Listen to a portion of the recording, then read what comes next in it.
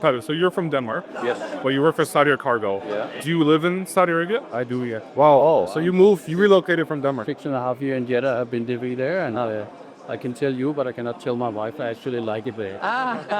We have currently operating at 85 stations. My responsibility is to make sure we have the contracts in place, that we have the quality and the right prices, and quality is one of our key topics here now to promote to our customers. So what does quality mean? What does that look like? Quality means that we have all the process step measured from import to export. So when you take it from the aircraft to the cargo facility, you break it down, you make it ready for the broker to pick it up, and then you actually deliver it. These process steps is measured by a certain type of KPIs, and we are promoting them to our customers to make sure that they find us attractive as well. In terms of the routes that are most popular for Saudia Cargo, what are those? So here currently we are focusing a lot of the e-commerce from Hong Kong and China, mainland. They're going to KSA and to Europe, which is our main destination. We have a lot of commodities like pharmaceuticals and perishables and general cargo going back to KSA, or we are trying to grow in terms of the transfer. Because More outbound, more leaving exports out of Saudi Arabia is not that big. And you want to increase. So we will want to increase that the load factor also gets high out of KSA, and that we can do through increasing our transfer volume. We have very, very broad variety of commodities, I would say. We have a lot of perishables predominantly coming in from India subcontinent, a lot of garments going into Europe. Of course, Inditex, the big Spanish one. So a lot of commodity feeding into them are to supply Sarah and all their big business. Sounds almost to me like a little bit like a broker nation in between. Intermediary. Well, we have our sales force, of course, who sells these products and promote them and sells them for good rates on our aircraft. And then my responsibility is to make sure that it's actually moved and end up at the final destination so the customers can get it in due time. So the thing with air cargo is it's almost always high value part. No one's shipping. So here's a learning from you guys. Of all the world's 100% of volume ships, trucks, rails, air cargo represents 1% of the volume, but 25% of the value. Wow. So it's high value products we are moving. I love that. That's an interesting statistic. That's a very interesting because everyone thinks, a lot of cargo, especially you have been in an airport, when you see the air cargo flowing around, you say, wow, there's a big volume. It's only 1% of the world cargo, but 25% of the value, right? That is wild. And just so I could add something to it, my father worked for Air Cargo for over 20 years, and he used to tell me about like the cars, like some very luxurious car or something like a vintage car was getting shipped, I think, from Chicago to Bangkok, and it was flying through Taipei. And I see yours in Aston Martin, I believe, or no, this is the Ferrari, upright. And there's horses right here. Flowers also get shipped by air cargo because of their perishable. A little story about that. We have a lot of flour. We have 5 freighters a week only with flowers from Nairobi and transit. That's a huge flower market in Nairobi. So we flow it into Amsterdam, and from Amsterdam back to KSA. We bring a lot of pharmaceuticals, bring sometimes bars, but we have a lot of port bases in Saudi Arabia. Apart from the scheduled flights, we have a lot of charter flights with different commodities upon request, right? We are moving roughly 25,000 airway bills per month, 25,000 shipments, and last year we had more than 600,000 tons of air cargo moved on our aircraft. Nice.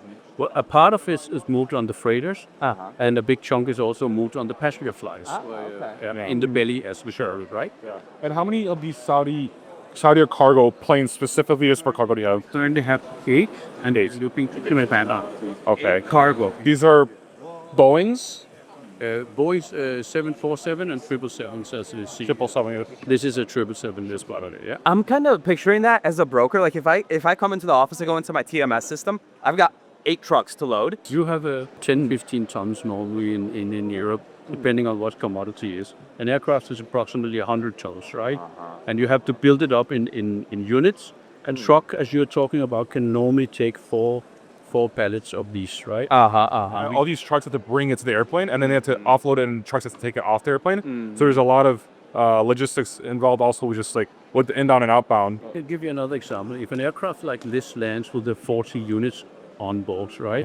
You have 3 hours to do a full turnaround. Offloading, loading, make low sheet, make walk-arounds, make fueling, make everything. 3 hours it has to be out. Trucks have to be on time. Otherwise, trucks has to be on time. Yeah. For many people, 3 hours sounds like a lot, but it's nothing when you compare to this. It's not going out like this here. It takes time, so the cargo door on the aircraft will be here normally, right? So you'll open this one, everything has to go in and out of the aircraft this way. Wow. So what are some of the craziest like challenges or stories you've seen? Like Craziest, craziest commodities. and craziest commodities. We also do transport. Some of the 747s have a nose loading door. Yeah, so it opens up right here. Long or very heavy items, special loads. It could also be very, very valuable cars like you see here. Aircraft engine, extremely expensive. So yes, we have many different kind of commodities. So like, have you seen any like crazy things where like a bunch of cars got like dinged or like fell off or like some damages? Any like Fortunately, not really, but it happens from time to time that some damages to the commodity, like anywhere else, of course. But fortunately, we as Saudia Cargo have not had any major incidents. Knock on wood, I'm saying. Yeah, I mean that's the quality. That's the And also for the horses, we are very careful and make sure that everything is prepared well, and also both for loading and unloading. And following with the horses, there are grooms taking care of the horses under the way of the transportation. That's amazing. So in general, we are very good and the performance over the past, as long as I've been there, 6-7 years, has increased dramatically. I mean, we are very good in on-time performance. Very rare for an airline on freighters to have 92% on-time performance. At least we land on time and depart on time. Because there's so many things you don't hear about, like technical issues and delays in the airports, and cargo aircraft does not have the highest priority. It's passenger flight back. So we have a very, very high on-time performance, as we're saying. You can tell us a bit about your background. Before Saudia Cargo, were you also in like airline cargo? I've been with the airline industry more than 20 years, with a short break to the FMCG business, which is also logistics. But I have been in different kind, both on the passenger side and on the in the cargo side, predominantly on the cargo side. So I have followed the development also, where we have digitized a lot of our operation, our equipment, so we can see worldwide where our pallets, we can track them, and we can see do we have enough equipment at each station, so there will be no panic attacks where we all of a sudden as a surprise need equipment here and there. We have a very, very good overview of this. We can follow our track and trace by our shipments very good, because we have all now the process steps in real-time data around the airports and even upon loading of the aircraft. So yes, I've seen a huge development. And my background, yes, has been, I have basically been born in the airline industry when I was quite young, and then I have learned by experience along the way. I just spoke to one of the guys who attended a little earlier, a young guys, dude, and he says, how do I learn about the airline industry? There is no specific education for this one. You can learn about logistics and supply chain, but then you have to learn the airline industry by being in the aviation industry. And of course you can learn, but logistic is logistic, but it's not. Aviation is different from trucking and from rail and from others. We all have our little specialty. Where do you think the biggest need in the airline industry is for people, for like talent? Is there like a role or a job that there could be more better with quality people in it? It is very hard to find the talent. Yes, I have to say, very hard to find talent. And now, in the aviation industry, we see a gap. When I started in the past, the airline industry was very attractive. It is not as attractive anymore. So a lot of people are moving to other industries, and again, if you're looking towards my age versus your age, there is a big gap in between there. So we have to, as an airline industry, try to attract more people so we can get the right people with the right skills in right time, right? What are some of those skills that like? See, some of them are a lot about the human nature, right?